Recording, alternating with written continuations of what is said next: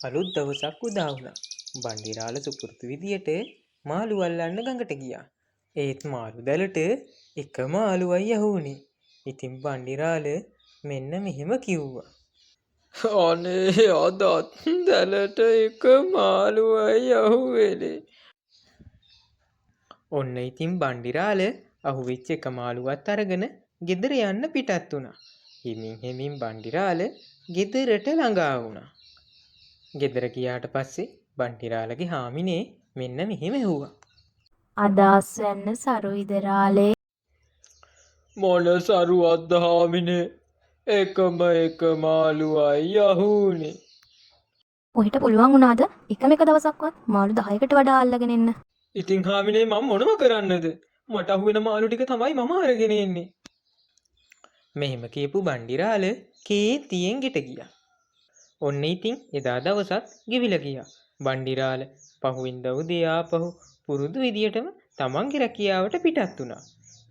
බණ්ඩිරාල දැල්දෑවට එදත් අහුනේ මාළු දෙන්නයි. ඒත් බණ්ඩිරාල දන්නවා මාළු දෙන්නෙක් අරගෙන ගෙදර ගියොතින් ගෙදර හාමිනේගෙන් බේරුමක් නැති බව.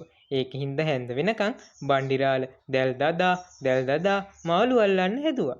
ඒත් එක මාළුවෙක්වත් ඊට වැඩිය නම් අහුනේ නෑ හැන්ද වෙනකන්. කොච්චර බහන්සි වුණත් මාළු දෙන්නයි මට අල්ලගන්න පුළුවන් වුණේ. මේක තමයි මගේ ලැබීම. මම ගෙදර යනවා. තව මොනවා කරන්නද මම ඉතින්. ඊට පස්සේ බණ්ඩිරාල ගෙදර යන්න පිටත් වුණා. මෙහෙම ගෙදර යද්දී බණ්ඩිරාලට වයසක ආච්චි කෙනෙක් හම්බුණා. ඒ ආච්චි බණ්ඩිරාලට මෙන්න මෙහෙම කිව්වා. පුතේ මට බඩගිනි කන්න මොනවා හරි දෙන්නකෝ. මේ වයසක අම්මා ඉන්නේ බඩගින්න වගේ. ඒත් මේ මාළු දෙන්න දුන්නොත් එහෙම ගෙදර උන්ද මගේ ඔළුව කනවා. ඒත් මේ අසරණ මිනිස්සයාට මේ මාළු දෙන්න නොදී මං කොහොමද ගෙදර යන්නේ? ඒ උන්ද ඕන දෙයක් කියපුවා. මෙන්න මේ මාළු දෙන්න මේ අම්මට දීලා මම ගෙදර යනවා. මාළු දෙන්න වයසක අම්මට දීලා බණ්ඩිරාල ගෙදර යන්න පිටත් වුණා. අදවත් මාළු හිටියයි රාලේ? මාළු දෙන්නෙක් හම්බුණා හාමිනේ. ඒ වුණාට කන්න නැති අම්මා කෙනෙක් මාළු දෙන්න ඉල්ලුවා. මම ඒ මාළු දෙන්න ඒ අම්මට දීලා ආවා හාමිනේ. ඔයගේ වැඩේම පිනට දෙන එකනේ රාලේ. දැන් නම් අපිට කන්න කිසි දෙයක් නැහැ. ඔය හැමදාම ගඟට ගිහිල්ලා මාළුන්ට කන්න දීලා එන එකද කරන්නේ? ඔන්න ඔහුම හාමිනේ බණ්ඩිරාලට බනින අතරේ දොරට කවුද තට්ටු කරන සද්දයක් ඇහුණා. මේ වෙලාවේ කවුද දොරට තට්ටු කරන්නේ? ගිහිල්ලා බලන්න ඕන.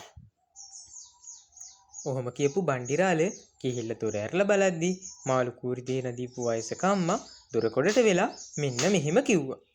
පුතාට ස්තුති කරලා යන්න ආවේ. මෙහෙම කියපු අර වයසක අම්මා එකපාරට මතේ තිබුණු පාර්සලයක් බණ්ඩිරාලට දුන්නා.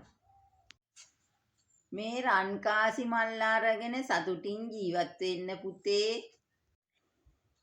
මෙහෙම කියපු වයසක අම්මා එකපාරටම අතුරුදහන් වුණා. බණ්ඩිරාලටත් හරි පුදුමයි.